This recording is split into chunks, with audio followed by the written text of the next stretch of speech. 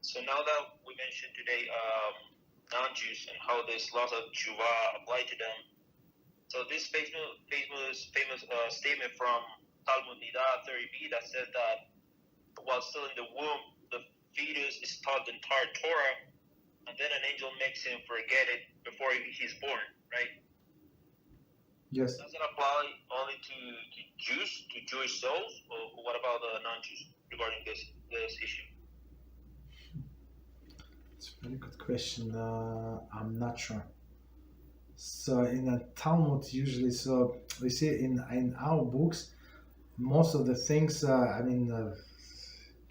apply only to Jews, and if it's something special, they would say that it applied to non-Jews. So I would assume that that's my personal feeling. So since it did not say, I see non-Jews, they're not obligated to learn the Torah on the same level as Jews.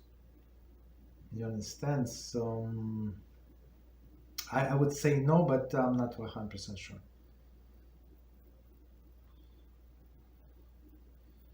Thank you, Rabbi.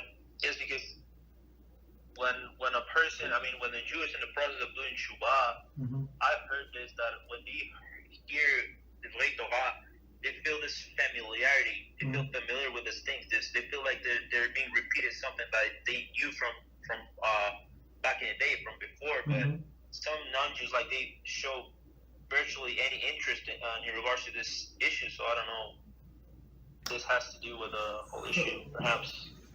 First of all, not every Jew who doing Teshuvah would have such a feeling. Maybe from time to time, because it's true that the person forgets. It's like this concept of deja vu, right? It's like you've already been here in this place. So it's like you heard this thing before, whatever is being said. Did I have such things? I think so, but right, I did, but I'm not sure from where was it. Maybe I learned before, like, and then forget. Also possible, or like sometimes you learn and cannot concentrate, so you like, but it still goes into back in your mind. It's subconscious.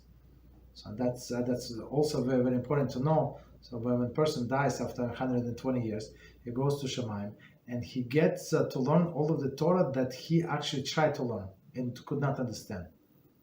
Right? So of course we're trying to understand, and but at the end of the day, so don't be very upset, because that's the Torah that you would be explained and dwell upon. So people who did not learn, so there is no Torah to learn, and Torah is the biggest pleasure in Shemaim. Of course, it's also pleasure here, but I heard many times that people learn Torah, they don't have pleasure. I said, you don't have pleasure because you never learned. So learn meaning you try to understand deep inside, deep inside, right? And then you have this pleasure, this measurable treasure, like how it's you read this book, and everything comes together into one, like all pieces fit exactly. So that's for me, that's when I feel this unbelievable pleasure. Okay, what else? Thank you, Rabbi. You're welcome.